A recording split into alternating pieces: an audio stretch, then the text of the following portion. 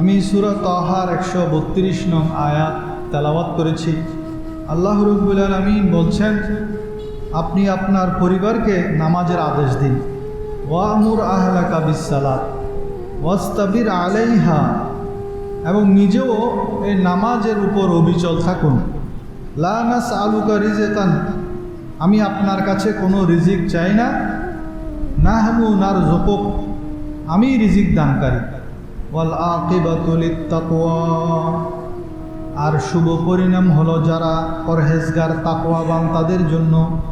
মূলত এই আয়াতের মধ্যে নামাজের সাথে রিজিকের সম্পর্ক। রিজিক মানে কি? শুধু ভাত খাওয়া, রুটি খাওয়া, এটাকে রিজিক বলে না।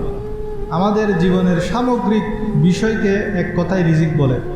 আমাদের হায়াত আমাদের রিজিক, আমাদের রুজি রোজগার আমাদের রিজিক, বিয়ে শাদী আমাদের রিজিক, সন্তান সন্ততি আমাদের রিজিক, সুখ শান্তি আমাদের রিজিক, সুস্থতা আমাদের রিজিক, ব্যবসা বাণিজ্য আমাদের রিজিক, চাকরি বাকরি আমাদের রিজিক, এই যে পোশাক পরিধান করছি এটা আমাদের রিজিক, শান্তিতে ঘুমাচ্ছি এটাও আমাদের রিজিক। পুরো সামগ্রিক লাইফের মধ্যে আমাদের যত কিছু আছে সব কিছুর সাথে আল্লাহ তাআলা নামাজের সম্পর্ক করেছেন। আল্লাহ বলছেন, রিজিক আমাকে দিতে হবে না, বরং আমি তোমাদেরকে দিব। কাজ কি? নামাজ পড়ো, নিজের পরিবারকে নামাজের জন্য বলো, এবং নিজেও নামাজের উপর ইস্তেকামত থাকো।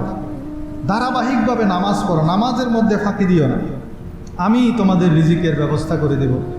আমাদের যত পেরেশানি আছে, যত সমস্যা আছে, যত দুঃখ বেদনা আছে, যত রোগ শোক আছে, সব কিছুর সমাধান আল্লাহ তাআলা কিসের সাথে সম্পর্কিত করেছেন? নামাজের সাথে।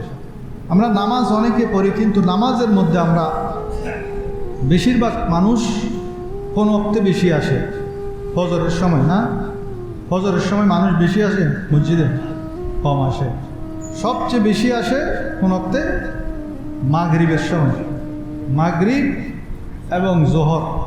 জোহরের সময় মানুষ অফিস আদালতে যারা থাকে এরা নামাজ পড়ে, জোহরের নামাজ পড়ে। সবচেয়ে কম নামাজ মুসল্লি হয় ফজরের ওয়াক্তে, আসরের ওয়াক্তে এবং এশারের ওয়াক্তে। এই 3 ওয়াক্তের মধ্যে মানুষ কম হয়। সেজন্য কোরআন হাদিসের মধ্যে এই 3 ওয়াক্তের গুরুত্ব বেশি। ফজরের, এশারের এবং আসরের এই 3টা ওয়াক্তের সবচেয়ে বেশি গুরুত্ব আরোপ করা হয়েছে। যেমন মুসলিম শরীফের 1377 নম্বর হাদিস। এই হাদিসের মধ্যে এশার এবং ফজরের নামাজের অসামান্য গুরুত্ব আল্লাহ তাআলা বর্ণনা করেছেন, নবীজি বর্ণনা করেছেন। আল্লাহর পেয়ারা হাবিব বলেন, মান সাল্লাল ইশা ফি জামাতিন ফাকান্না কামা নিসফাল লাইল ওয়া মান সাল্লাস সুবহা ফি জামাতিন ফাকান্নামা সাল্লা কুল্লাহ।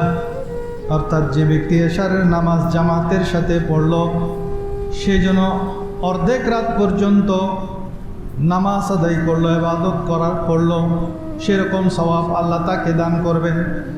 আর যে ব্যক্তি ফজরের নামাজ জামাতের সাথে পড়লো, তাহলে সে যেন সারা রাত ইবাদত করার সওয়াব হাসিল করলো। সবাই বলেন সুবহানাল্লাহ। তাহলে আমরা যদি ফজর আর এশারের নামাজটা জামাতের সাথে পড়ি, পড়ার পর আমরা সারা রাত ঘুমালেও আমাদের আমলনামায় ফেরেশতারা ইবাদত লিখে দিবেন। এমনকি তিরমিজি শরীফের 2164 নম্বর হাদিসের বর্ণনা, আল্লাহর পেয়ারা হাবিব বলেন, মান সাল্লাস সুবহা ফাহুয়া ফি জিম্মাতিল্লাহ ফালা ইউতবিআন্নাকুমুল্লাহু বিশাইইম মিন জিম্মাতিহি। যে ব্যক্তি ফজরের নামাজ পড়ে সে সরাসরি আল্লাহর নিরাপত্তায় চলে যায়, আল্লাহর জিম্মায় চলে যায়। জিম্মাতিল্লাহ, তার সমস্ত দায়িত্ব আল্লাহর হাতে চলে যায় যে ফজরের নামাজ পড়ে। আল্লাহর পেয়ারা হাবিব বলেন, সাবধান করেছেন যে আল্লাহর জিম্মায় থাকা ব্যক্তির উপর তোমরা কোনো জুলুম করবে না। যে ফজরের নামাজ পড়েছে সে যেহেতু আল্লাহর জিম্মায় চলে গেছে, তোমরা তার উপর জুলুম করবে না, তার সাথে খারাপ আচরণ করবে না। নবীজি সাবধান করে দিয়েছেন, কারণ সে আল্লাহর জিম্মায় আছে। কারো যদি জামানত আমাদের এমপি সাহেবকে কারো যদি জিম্মাদারি নেন, জামানতদারি নেন, তার সাথে কথা বলার সাহস আছে আমাদের? নাই। কিন্তু আল্লাহর নবী বলছেন যে ফজরের নামাজ পড়ছে তার জিম্মাদারি আল্লাহ নিয়ে ফেলছেন, সুতরাং তোমরা তার উপর জুলুম করবে না। এবং আবু দাউদ শরীফের 561 নম্বর হাদিস, আল্লাহর পেয়ারা হাবিব বলেন, বাশশারিল মাশশাইনা ফিজ যুলামি ইলাল মাসাজিদি ওয়ান নূরিত তাম্মি ইয়াউমাল কিয়ামাহ। যারা অন্ধকারের মধ্যে হেঁটে হেঁটে মসজিদে যায়, তাদেরকে কিয়ামতের ময়দানে পরিপূর্ণ আলো বা নূরের সুসংবাদ দেওয়া হয়েছে। তো অন্ধকারের মধ্যে আমরা হেঁটে হেঁটে কোন নামাজের জন্য যাই? একটা হলো ফজরের নামাজ, আরেকটা হলো এশারের নামাজ। তো এই অন্ধকারের মধ্যে যখন আমরা হেঁটে মসজিদে যাব, তখন এই নামাজ কিয়ামতের ময়দানে যখন গুটগুটে অন্ধকার হবে, পলসেরাতে যখন অন্ধকার হবে, সেখানে আমাদের জন্য সেটা নূর হবে। সবাই বলেন সুবহানাল্লাহ। মুসলিম শরীফের 1322 নম্বর হাদিস, আল্লাহর পেয়ারা হাবিব বলেন, লা ইয়ালিজান নারা আহাদুন সাল্লা ক্বাবলা তুলুইশ শামসি ওয়া ক্বাবলা গুরুবিহা। যে ব্যক্তি সূর্য ওঠার আগের নামাজ অর্থাৎ ফজরের নামাজ এবং সূর্য ডুবার আগের নামাজ অর্থাৎ আসরের নামাজ গুরুত্বের সাথে আদায় করবে, সে কিছুতেই জাহান্নামে প্রবেশ করবে না, সে জান্নাতি। যে ফজরের নামাজ এবং আসরের নামাজ গুরুত্বের সাথে আদায় করবে, সে জান্নাতি। ফজরের রক্ত তো এমনি মুসল্লি কম হয়, আর আসরের সময় আমরা ব্যস্ত থাকি, কেউ বাজারে থাকে, কেউ ব্যবসায়ীরা বেচা কেনায় থাকে, চাকরিজীবীরা অফিস থেকে ফেরার পথে থাকে, এমনি এমনি আমাদের আসরের নামাজ দেরি হয়ে যায়। সেজন্য আল্লাহর পেয়ারা হাবিব বলছেন যে ফজরের নামাজ এবং আসরের নামাজ গুরুত্ব দিয়ে আদায় করবে, অবহেলা করবে না। অনেকে অবহেলা করে দেরি করে সূর্য ডুবার আগ মুহূর্তে গিয়ে টুকুর টুকুর দুইটা সেজদা মারে, তাড়াহুড়ো করে, কারণ সূর্য ডুবে যাচ্ছে। এমন না, বরং গুরুত্বের সাথে যখন আদায় করবে, সেটা কাল কিয়ামতের ময়দানে আল্লাহ রাব্বুল আলামিন এর বদৌলতে আমাদেরকে জাহান্নাম থেকে মুক্তি দিবেন এবং জান্নাতের সার্টিফিকেট দিবেন। সবাই বলেন সুবহানাল্লাহ। বুখারী শরীফের 574 নম্বর হাদিস, আল্লাহর পেয়ারা হাবিব বলেন, মান সাল্লাল বারদাইনি দাখালাল জান্নাহ। যারা দুইটা ঠান্ডার সময়ের নামাজকে গুরুত্ব দিবে, নামাজ পড়বে, দুইটা ঠান্ডার সময় হলো, তাও ফজর এবং আসর। ফজরের সময় ঠান্ডা আর আসরের সময়ও ঠান্ডা, গরম কমে যায়। এই দুইটা সময়ের নামাজ যারা আদায় করবে, সে জান্নাতে প্রবেশ করবে। তাহলে জান্নাতে যাওয়ার জন্য আমাদের ফজরের নামাজ যেমন গুরুত্বপূর্ণ, আসরের নামাজও গুরুত্বপূর্ণ। বাকিগুলোও পড়তে হবে। এমনটি না যে আমি ফজর আর আসর পড়বো, বাকিগুলো পড়বো না, এমনটা না। বরং আল্লাহর পেয়ারা হাবিব এই দুই নামাজের গুরুত্ব বুঝিয়েছেন, কারণ এগুলোতে আমরা অবহেলা বেশি করি।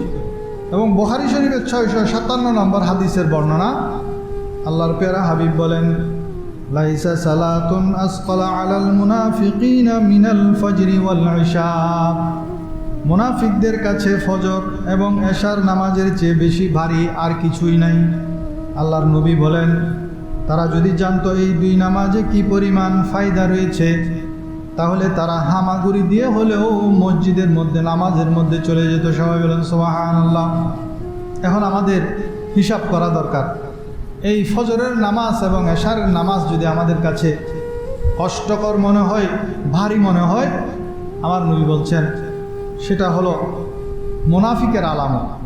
আমার ভিতর নেফাক থাকলে আমার কাছে ফজরের নামাজ পড়া কষ্টকর হবে এবং এশারের নামাজ পড়া কষ্টকর হবে। এবং আমার নবীজি বলছেন, তোমরা যদি এই দুইটা নামাজের ফজিলত জানতে, তাহলে হামাগুড়ি দিয়ে হলেও তোমরা মসজিদে চলে আসতে। আল্লাহ তাআলা আমাদেরকে তৌফিক দান করুন।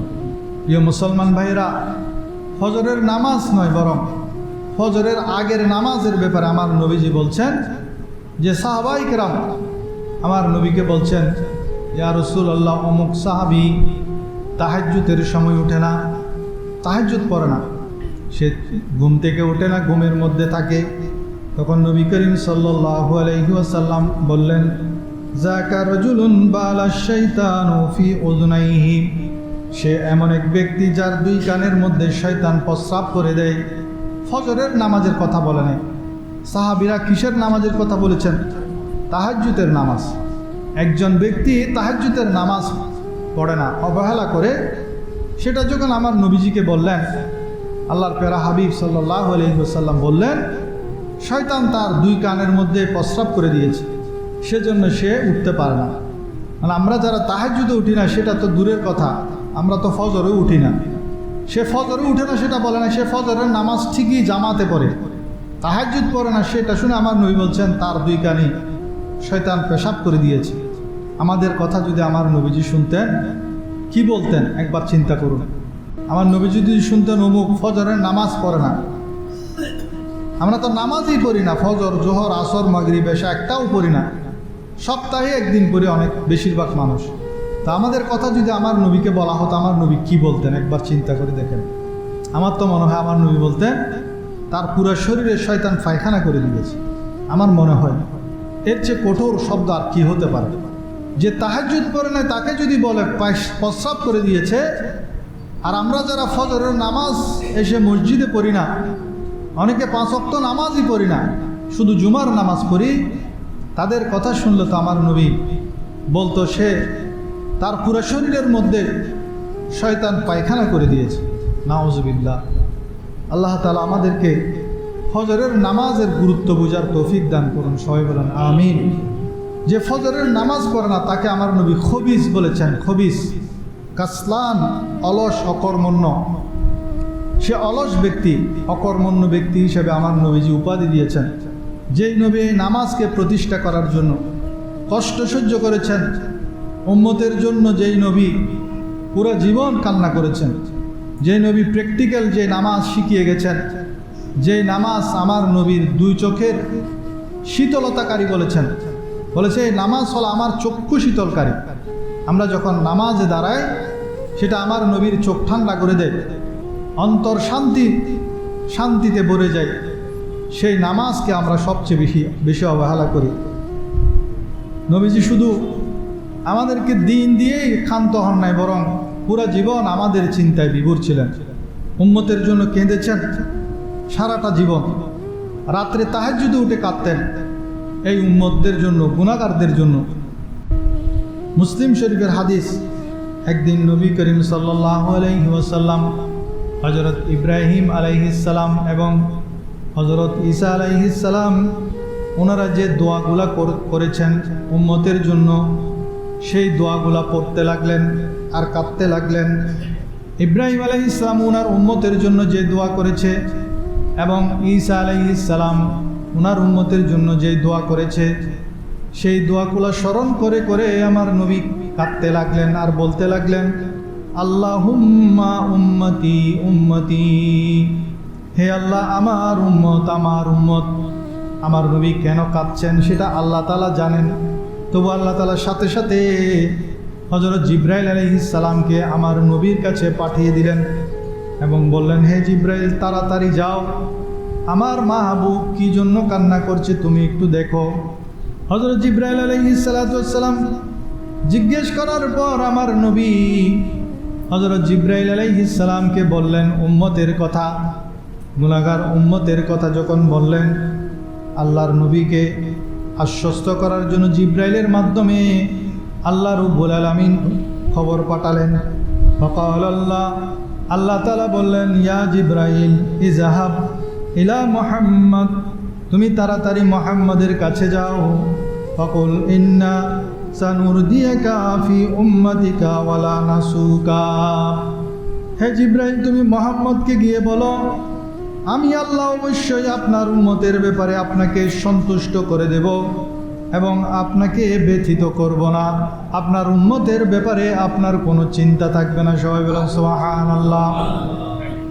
সেই নবী যিনি সারা রাত ব্যাপী আমাদের জন্য কেঁদেছেন, সারা রাত তাহাজ্জুদ পড়তেন, কান্নাকাটি করতেন, সেই নবীর চক্ষু শীতলকারী সেই নামাজ আমাদের ভালো লাগে না।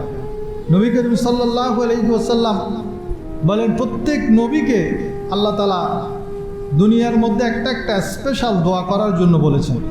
প্রত্যেক নবী তাদের স্পেশাল দোয়াটি দুনিয়ার মধ্যে করে ফেলেছেন, কিন্তু আমার নবী বলেন আমার দোয়াটি আমি করি নাই, আমি রেখে দিয়েছি। আমার নবী বলেন আমার দোয়াটি আমি আখেরাতের জন্য, যেদিন আমার উম্মতেরা আখেরাতের কঠিন মুসিবতের মধ্যে ফেঁসে যাবে সেই সময়ের জন্য আমি আমার সেই দোয়াটি আমি রেখে দিয়েছি। আল্লাহর নবী বলেন ওয়াজআলতু দাওয়াতি শাফাআতান লিউম্মতি ইয়াউমাল কিয়ামাহ, আমি আমার সেই বিশেষ দোয়াটি কিয়ামতের দিনের আমার উম্মতের সুপারিশের জন্য তুলে রেখেছি। সবাই বলেন সুবহানাল্লাহ। এই উম্মতের কাফেররা, বেদিনেরা, মুনাফিকেরা আমার নবীর উপর অনেক অত্যাচার করেছেন। একবার জুল মাজাজ নামক একটা বাজার আছে মক্কা শরীফের মধ্যে, ওই বাজারের মধ্যে আবুল আহাব আল্লাহর প্যারা হাবিব সাল্লাল্লাহু আলাইহি ওয়াসাল্লামকে পিছন থেকে পাথর মেরে দিলেন। ওই পাথরের আঘাতে আল্লাহর নবীর পা মোবারক রক্তাক্ত হয়ে গেল। তবুও নবীজি সাল্লাল্লাহু আলাইহি ওয়াসাল্লাম দাওয়াতি কাজ থেকে থামেন নাই। বুখারী শরীফের 240 নম্বর হাদিসের বর্ণনা, নবীজি যখন কাবা ঘরের মধ্যে নামাজ পড়ার জন্য সেজদাতে গেলেন, তখন কাফেরদের মধ্যে উকবা ইবনে আবি মুঈত, ওই কমবক্ত কাফের, একটা বড় ওটের নারী ভুঁড়ি নিয়ে আমার নবীর কাঁধের উপর দিয়ে দিলেন। সবাই বলেন নাউজুবিল্লাহ। দুর্গন্ধময় নারী ভুঁড়ি বাড়াল আর কি, আমার নবীর কাঁধের উপর দিয়ে দিলেন। যখন সূরা লাহাব নাজিল হলো, আবু লাহাবের স্ত্রী যার নাম ছিল আওরা, সেখানে হাম্মালাতাল হাতাব বলেছেন আবু লাহাবের স্ত্রীকে। সে সেটা শুনে পাথর নিয়ে আমার নবীকে খুঁজতে লাগলেন আমার নবীকে মারার জন্য। মক্কার পাশেই আমার নবীজি দাঁড়ানো ছিলেন, সেখানে আবু বকর সিদ্দিকও ছিলেন। সে পাথর নিয়ে আবু বকরকে জিজ্ঞেস করে, হে আবু বকর, মোহাম্মদ কোথায়? অথচ মোহাম্মদ তখন আমাদের নবীজি আবু বকরের পাশেই দাঁড়ানো নামাজ পড়ছিলেন। কিন্তু আল্লাহ রাব্বুল আলামিন আবু লাহাবের স্ত্রীর নজর থেকে আমার নবীকে লুকিয়ে ফেলেছেন। সবাই বলেন সুবহানাল্লাহ। সে সেখানে আমার নবীজিকে গালমন্দ করে সেখান থেকে চলে গেল। তার পাশেই আমার নবীজি ছিল সেখানে, কিন্তু সে দেখতে পেল না। সবাই বলেন সুবহানাল্লাহ। এভাবে কাফের বেদিনেরা, ইহুদি নাসারারা নবী করিম সাল্লাল্লাহু আলাইহি ওয়াসাল্লামের উপর অত্যাচার নির্যাতন করেছেন। আবু লাহাব যেমন খারাপ ছিল, তার স্ত্রীও খারাপ ছিল। সেজন্য দুজনের ব্যাপারেই সূরা লাহাব আল্লাহ তাআলা নাজিল করেছেন। তারা ধ্বংস হয়েছে। ঘরের মধ্যে যদি স্বামী ভালো হয়, স্ত্রী খারাপ হয়, তাহলে স্বামীর নসিহতের কারণে স্ত্রী ভালো হয়ে যায়। আবার অনেক সময় স্বামী খারাপ হয়, স্ত্রী ভালো হয়, তখন স্ত্রীর পরামর্শের দ্বারা স্বামী ভালো হয়ে যায়। যে কোনো একজন ভালো হতে হবে। এখন দুইজনেই যদি খারাপ হয়ে যায়, তখন তারা ওই পরিবারের জন্য মুসিবত হয়ে যায়, প্রতিবেশীর জন্য তারা মুসিবত হয়ে যায়, ওই এলাকার জন্য তারা মুসিবত হয়ে যায়। এই আবু লাহাব এবং তার স্ত্রী, তারা দুইজনেই খারাপ ছিল। এটাকে আমি বলছি, আল্লাহ তাআলা বলছেন, সূরা লাহাব পড়ে দেখেন। সেজন্য সবসময় দোয়া করবেন। আপনি খারাপ, সেজন্য আফসোস করবেন, আল্লাহর কাছে দোয়া করবেন যেন আল্লাহ তাআলা একজন নেককার স্ত্রী দান করেন। ওই নেককার স্ত্রীর সংস্পর্শে এসে হয়তো আল্লাহ তাআলা আপনাকে সংশোধন করে দিবেন। আল্লাহুম্মা সাল্লি আলা মাওলানা মুহাম্মদ ওয়া আলা আলি সাইয়্যিদিনা মাওলানা মুহাম্মদ। ইচ্ছা করলে থাকতে পারতেন দয়াল নবী আরশে, উম্মতেরি মায়ায় নবী শুয়ে আছেন মদিনায়। আল্লাহুম্মা সাল্লি আলা মাওলানা মুহাম্মদ ওয়া আলা আলি সাইয়্যিদিনা মাওলানা মুহাম্মদ। তাহলে যেই নবী এত অত্যাচার সহ্য করেছেন, তাইফের ময়দানে আমার নবীকে পাথর মেরে পিঠটাকে ছাউনির মতো বানিয়ে ফেলেছে, উহুদের ময়দানে প্রিয় নবীজি দান মুবারক শহীদ করেছেন, রক্তে রঞ্জিত হয়ে গেছেন। যে দয়াল নবী না হলে আল্লাহ তাআলা কুল কায়নাত সৃষ্টি করতেন না, যিনি সারা রাত ব্যাপী আমাদের জন্য কেঁদেছেন, গুনাহগার উম্মতের জন্য কেঁদেছেন, সারা জীবন উম্মতের জন্য দোয়া করেছেন। কাল কিয়ামতের ময়দানও এই নবী উম্মতের জন্য দিশাহারা হয়ে যাবেন। কতক্ষণ মিজানের পাল্লার পাশে যাবেন, কতক্ষণ পুলসেরাতে দৌড়াবেন এই গুনাহগার উম্মতের জন্য। তিনি আমাদের জন্য সুপারিশ করবেন, কিন্তু এমনি তো আর সুপারিশ করবেন না। আমার আমলনামা যখন আমার নবীর সামনে যাবে, এই আমলনামাতে যদি দেখা যায় যে একটা সিজদাও নাই, পুরো একটা বছর গেছে, এক বছরে একটা দিনও ফজরের নামাজের সিজদা নেই। একবার চিন্তা করেন, এখানে অনেক আছে আমি জানি একটা দিনও জামাতের মধ্যে আসে না ফজর, সেরকম অনেক সৌভাগ্যবান আছেন। সে আমলনামা আমার নবী আল্লাহর সামনে কিভাবে পেশ করবেন একবার চিন্তা করেন।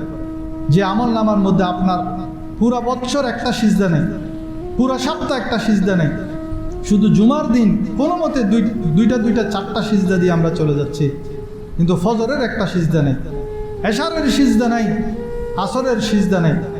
আসরের সময় হয়তো আমরা খেলাধুলার মধ্যে মগ্ন, হয়তো ব্যবসা বাণিজ্যের মধ্যে মগ্ন, দুনিয়ার মধ্যে আমরা মগ্ন। তো সেই নবী কিভাবে আপনার সেই আমলনামা আল্লাহর সামনে পেশ করবেন?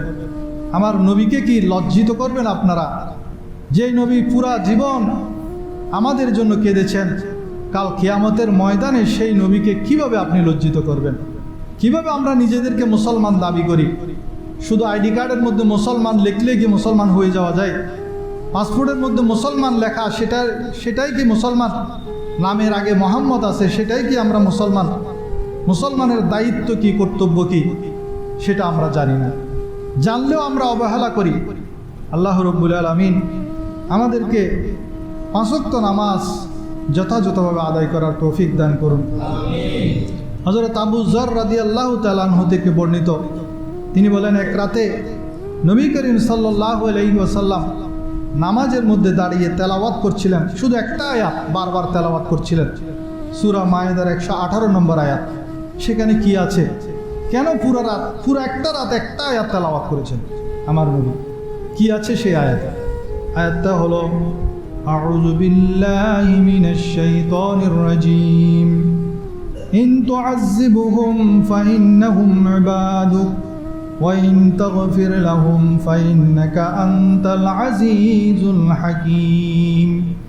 ইন তুআযিবুহুম ফাইন্নাহুম ইবাদুকা ওয়া ইন তাগফির লাহুম ফাইন্নাকা আনতাল আজিজুল হাকীম। অর্থ কি? অর্থটা শুনুন, তাহলে বুঝতে পারবেন কেন আমার নবী সারা রাত ব্যাপী এই আয়াতটি তেলাওয়াত করেছেন। এটার অর্থ হলো, হে আল্লাহ, আপনি যদি তাদেরকে শাস্তি দেন তবে তারা আপনারই বান্দা। আপনি যদি আমার উম্মত, এদেরকে যদি আপনি শাস্তি দেন, তারা তো আপনার বান্দা। ওয়া ইন তাগফির লাহুম ফাইন্নাকা আনতাল আজিজুল হাকীম। আর যদি আপনি তাদেরকে ক্ষমা করে দেন তবে আপনি তো পরাক্রমশালী, প্রজ্ঞাময়। আপনি যদি শাস্তি দেন, এরা তো আপনার বান্দা, কিভাবে আপনি শাস্তি দিবেন? আর আপনি যদি তাদেরকে ক্ষমা করে দেন তাহলে আপনি তো পরাক্রমশালী, আপনি তো আজিজুল হাকীম।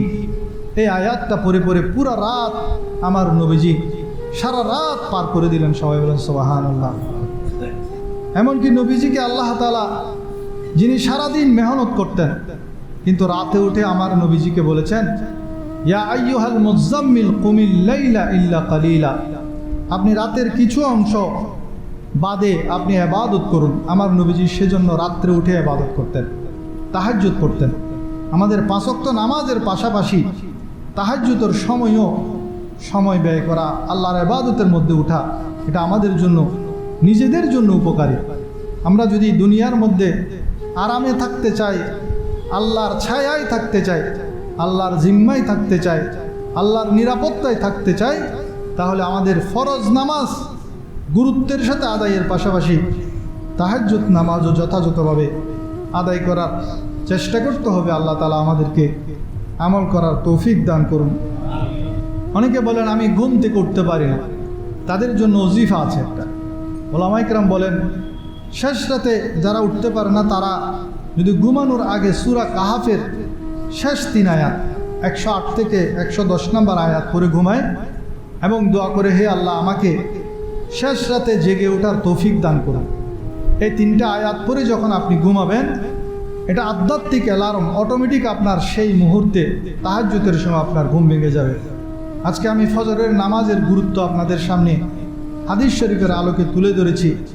এর আরও অনেক গুরুত্ব রয়েছে, যেমন ফজর হলো সকল নবী রসুলগণের ইবাদত। ফজর হলো একজন প্রকৃত মুমিন এবং ইমানদারের প্রধান পরিচয়। খাঁটি ইমানদার যারা, এরা ফজরের নামাজ ত্যাগ করবে না। আর যারা ফজরের নামাজ ত্যাগ করে, এরা হলো মুনাফিক। আমার নবী বলেছেন, ফজরের নামাজ, এশারের নামাজ মুনাফিকের জন্য কঠিন হয়ে যাবে। তা আপনার জন্য, আমার জন্য যদি ফজরের নামাজ কঠিন হয়ে যায়, তাহলে আমার নবীর কথা অনুযায়ী আমরা মুনাফিক। এখন চিন্তা করে দেখেন, এই যে আজকে এতগুলো মানুষ এখানে এখন জুমার নামাজ পড়তে এসেছেন, আপনারা সবাই ঘরে ছিলেন না? সবাই ফজরের সময় ঘরে ছিল না?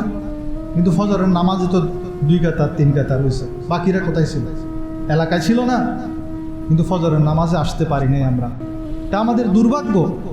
আমার নবী বলে দিয়েছেন যে তুমি যদি ফজরের জামাতে আসতে না পারো, তুমি মুনাফিক। তা আমার নবী যাদেরকে মুনাফিক বলেছেন, আমি সেই মুনাফিকের সার্টিফিকেট নিয়ে কেন দুনিয়া থেকে যাব? আজকে আসি, কালকে তো থাকবো না। এই যে এক জুমায় আসি, এখানে নামাজ পড়ে, গত জুমাইও ছিল, আজকে নেই।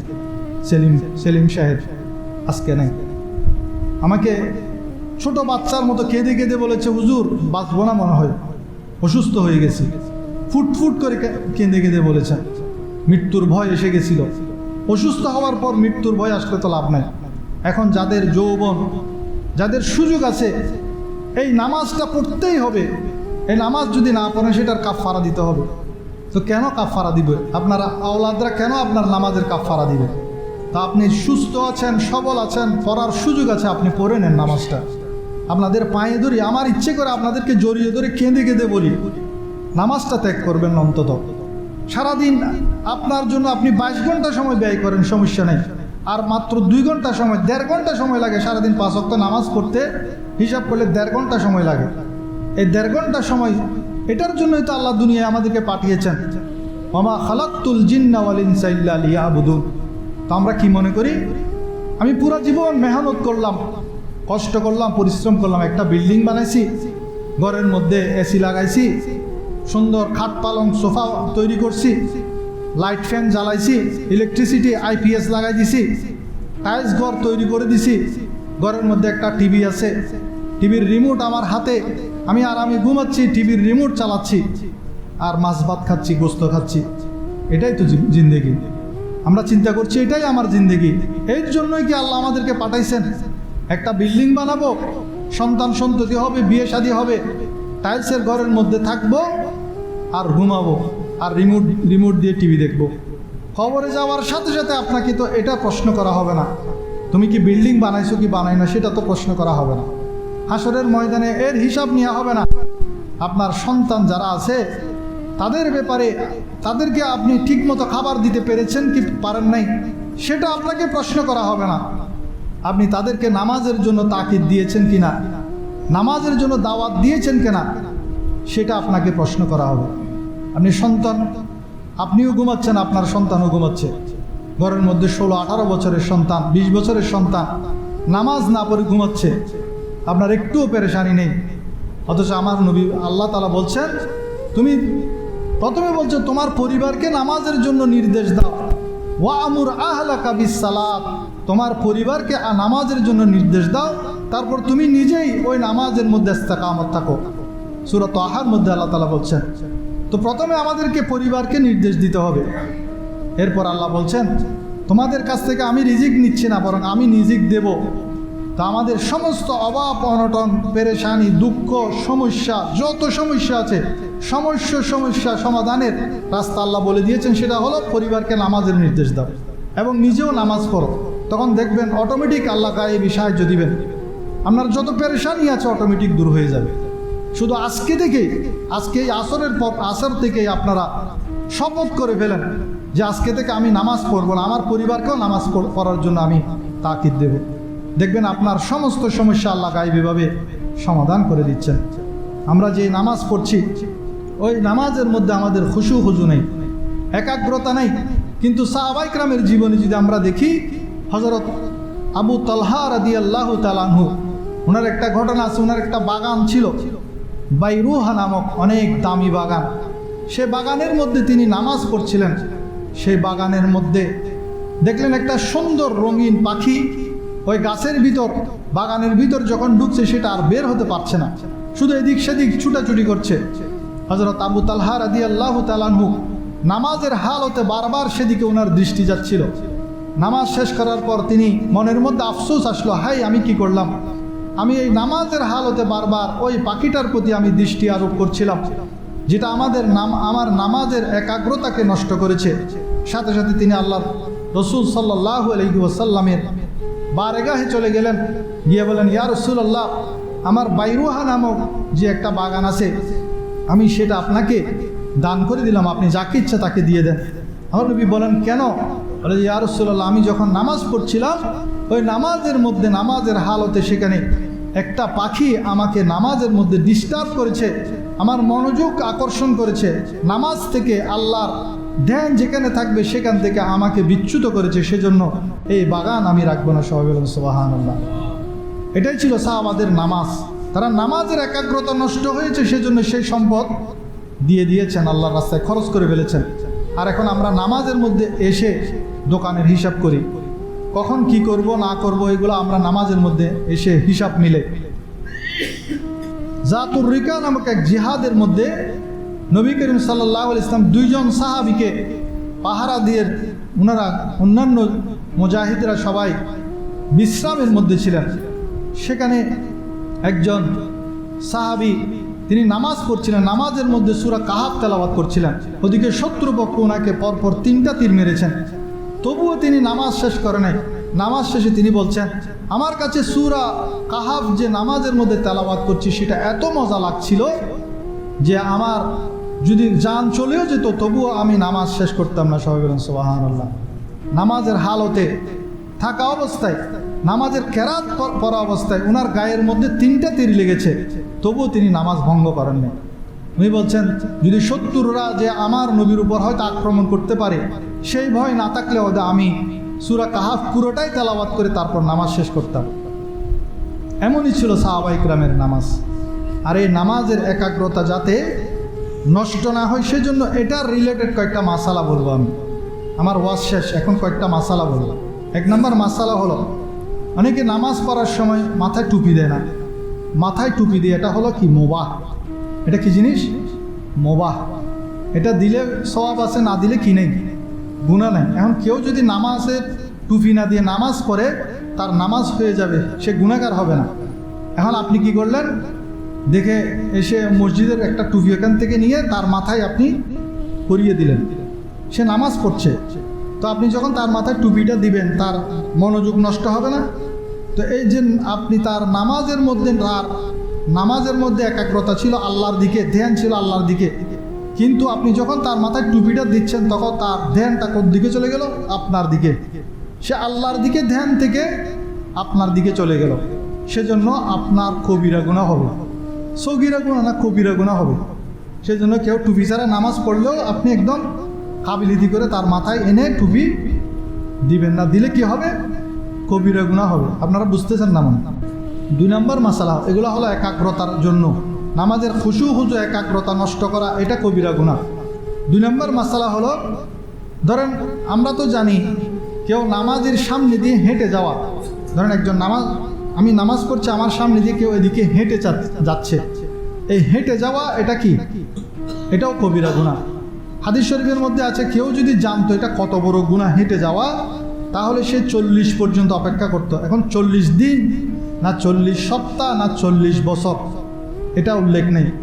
অনেকে বলছেন সেটা আমার নবীজি 40 বছর বলেছেন। এই যে নামাজ পড়ার সময় তার সামনে দিয়ে হেঁটে যাওয়া, এটা যে কত বড় গুনাহ, আমার নবীজি বলছেন এটা 40 বছর যদি সে কত বড় গুনাহ জানতো তাহলে সে 40 বছর পর্যন্ত দাঁড়িয়ে থাকতো, তবুও ওই নামাজের সামনে দিয়ে যেত না।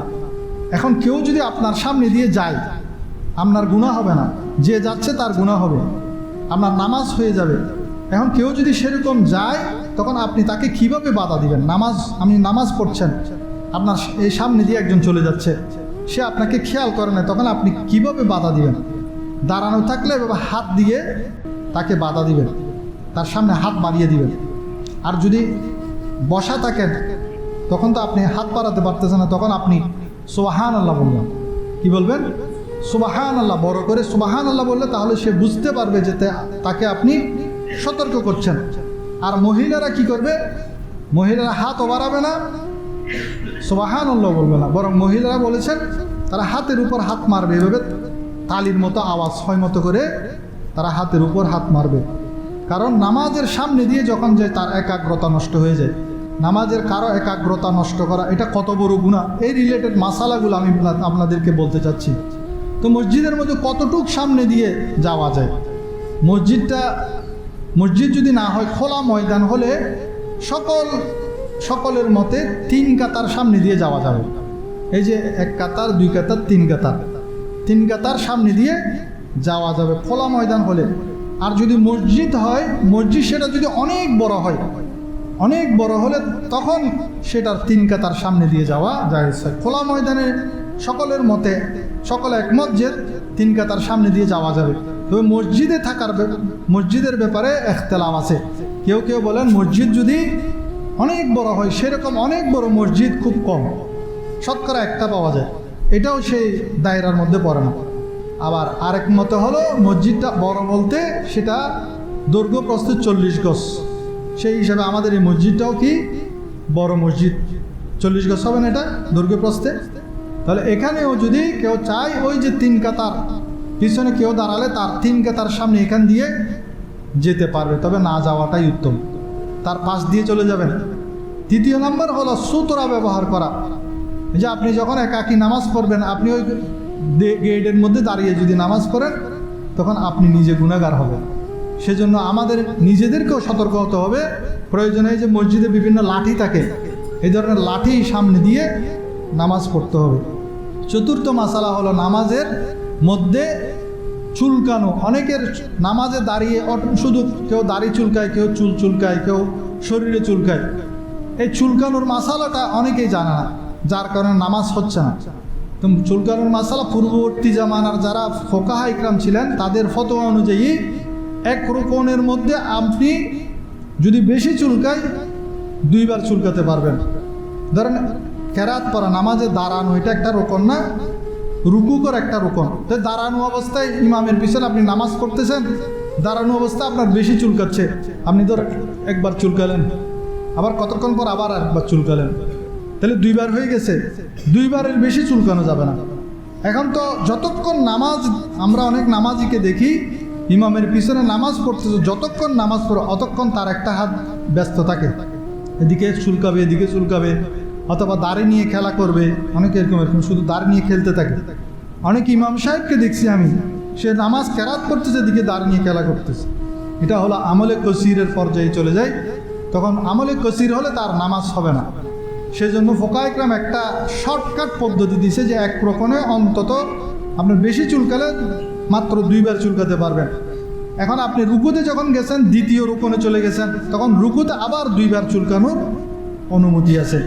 আবার যখন আপনি সিজদায় চলে গেছেন, 3য় রুকনে চলে গেছেন, সেখানে গিয়ে আপনি আবার 2 বার চুলকানোর সুযোগ আছে। বুঝাইতে পারছি? এগুলো সব নামাজের গুরুত্বপূর্ণ বিষয়, যেগুলো আমরা প্রতিনিয়ত এই ভুলগুলো করি। সিজদার মধ্যে আমরা যে মারাত্মক ভুলটা করি সেটা হলো আল্লাহর প্যারা হাবিবকে 60টি হাড্ডির উপর সিজদা দিতে বলেছেন। এই 60টি হাড্ডি কি? অনেকে কপালে সিজদা করে, নাক বাজায় না, অথচ কপাল এবং নাকের এই যে শক্ত হাড্ডি, এই দুটোটা মিলে একটা হাড্ডি বলা হয়েছে। কপাল এবং এই নাকের এই যে শক্ত হাড্ডি, এখানে এই নাকের আগা না, নাকের এই হাড্ডিটা, আগার উপরে যে শক্ত হাড্ডিটা আছে, এবং কপাল জমিনে লাগতে হবে। এই নাকের হাড্ডিটা জমিনে লাগা ওয়াজিব। তো এটা একটা হাড্ডি, তারপর 2 হাত 2টা হাড্ডি, মোট 3টা, 2 হাঁটু 2টা হাড্ডি 5টা, তারপর পায়ের আঙ্গুল। পায়ের আঙ্গুলের ব্যাপারে মাসালা হলো পায়ের আঙ্গুল অন্তত একটা আঙ্গুল জমিনের মধ্যে লাগা ফরজ।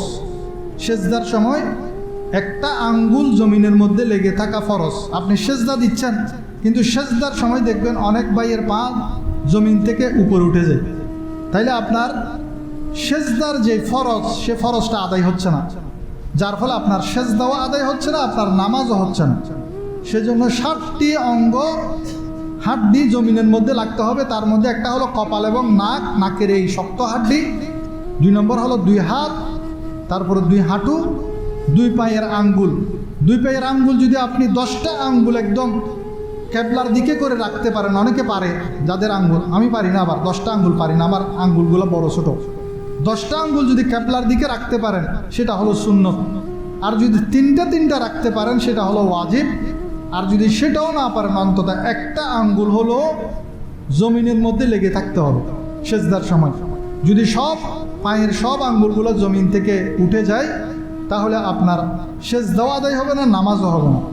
এরপর আরেকটা গুরুত্বপূর্ণ মাসালা বলে শেষ করছি, সেটা হলো অনেক সময় দেখা যায় বাচ্চারা কাতারের মধ্যে দাঁড়াইছে, 7 বছর, সর্বনিম্ন 7 বছরের বাচ্চা।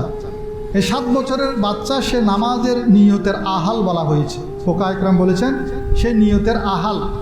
এখন তাকে আপনি পিছন থেকে এসে, আপনি মুরব্বী মানুষ এসে তাকে ধরে, তাকে সেখান থেকে টেনে এনে পিছনের কাতারে দাঁড় করায় আপনি কি করলেন, তার জায়গায় দাঁড়ালেন। অনেকে করে না, ওই ছোট বাচ্চা দেখছে, তাকে ধরে এনে পিছনে দাঁড় করে, সে ওই জায়গায় গিয়ে, বয়স্ক মানুষ সেখানে গিয়ে দাঁড়া, এটা কবিরা গুনাহ।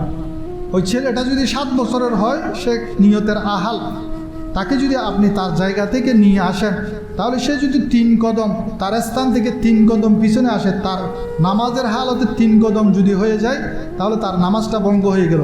আপনি একজন লোকের নামাজ নষ্ট করলেন, তার নামাজের একাগ্রতা নষ্ট করলেন, সেজন্য আপনি কবিরা গুনাহ ভাগীদার হলেন।